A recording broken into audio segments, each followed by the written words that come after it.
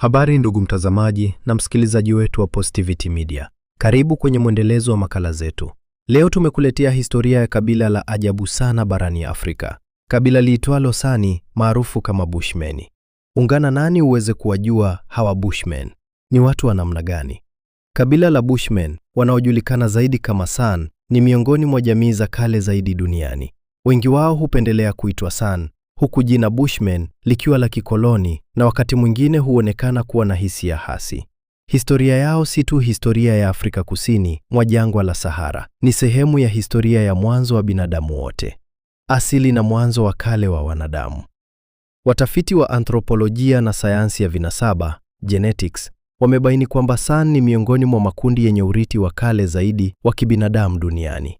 Tafiti za DNA zimeonyesha kuwa baadhi ya mistari yao ya ukoo inarudi nyuma zaidi ya miaka 1000.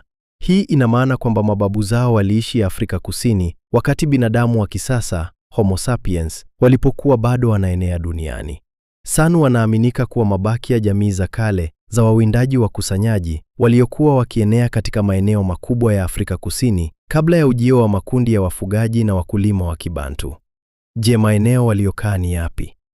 Kwa sasa, San wanapatikana katika nchi kadhaa za kusini mwa Afrika: Botswana, Namibia, South Africa, Angola, Zambia. Makazi yao maarufu zaidi ni katika jangwa la Kalahari.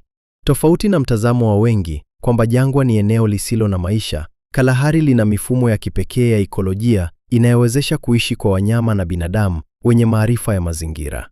Kwa maelfu ya miaka, San waliishi kama wawindaji na wakusanyaji. Hii ina maana hawakufuga mifugo wala kulima mashamba. Walitegemea kuwinda swala, pundamilia na wanyama wadogo, kukusanya matunda, mizizi, karanga na mbegu, kuchimba mizizi yenye maji wakati wa kiangazi. Walitumia mishale midogo yenye sumu inayotokana na mimea au wadudu maalum.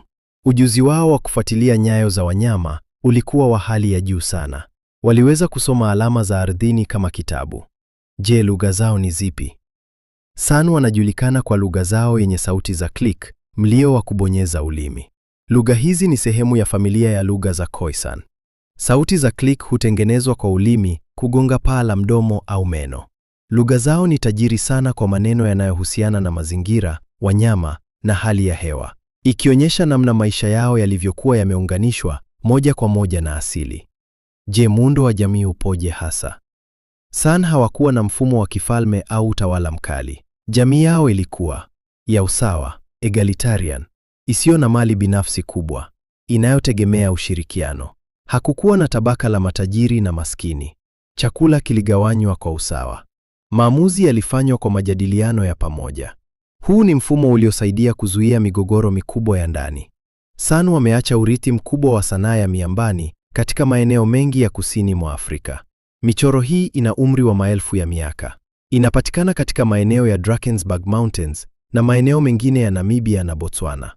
Michoro hiyo inaonyesha matukio ya uwindaji, wanyama kama swala na tembo, sherehe za kidini, watu wakiwa katika hali ya kiroho, trance. Sanaa hii si mapambo tu, ni kumbukumbu ya kiroho na kihistoria. Je, imani na dini ni zipi? San waliamini katika ulimwengu wa roho. Walikuwa na waganga wa jadi walioweza kuingia katika hali ya trance kupitia ngoma za uponyaji. Katika hali hiyo waliamini wanaweza kuwasiliana na roho, kuponya wagonjwa na kulinda jamii. Wanyama hawakuonekana kama chakula tu, bali viumbe wenye roho na heshima. Ujio wa wafugaji na wakulima. Karibu miaka 2000 iliyopita, makundi ya wafugaji, Khoikhoi, na baadaye wakulima wa Kibantu walianza kuingia kusini mwa Afrika. Hii ilisababisha mgongano wa ardhi, kupotea kwa maeneo ya uwindaji, kushinikizwa kuhamia maeneo makame zaidi. San walilazimika kurudi zaidi katika jangwa la Kalahari. Kipindi cha ukoloni. Ujio wa Wareno, Waholanzi na Waingereza uliathiri sana San. Katika South Africa na Namibia, walichukuliwa kama watu wa daraja la chini. Walipoteza ardhi zao kwa wakulima wazungu. Wengi waliuawa au kufanywa watumishi. Historia ya karne ya 17 hadi 19 ilishuhudia mateso makubwa dhidi yao.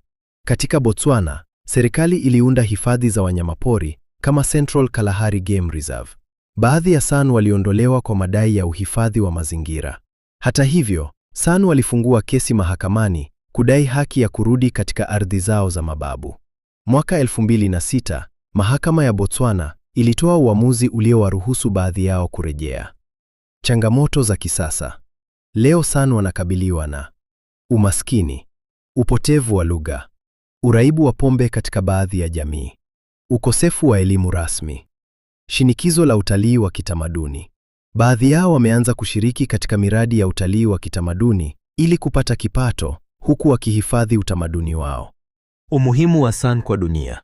Je, wana umuhimu gani kwa sasa hawa Bushmen?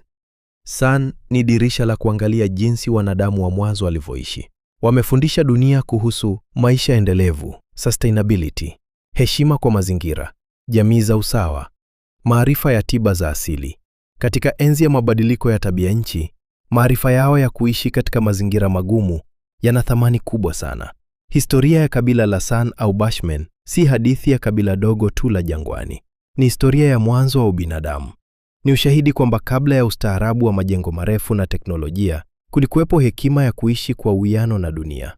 Licha ya mateso, kupoteza ardhi na changamoto za kisasa, San bado wapo. Lugha zao bado zinasikika. Ngoma zao bado zinapigwa. Sanaa yao bado ipo kwenye miamba. Na katika pumzi yao ya leo, bado tunaona kivuli cha mwanadamu wa kwanza aliyewahi kutembea juu ya ardhi ya Afrika. Na hapa nafika mwisho wa makala hii.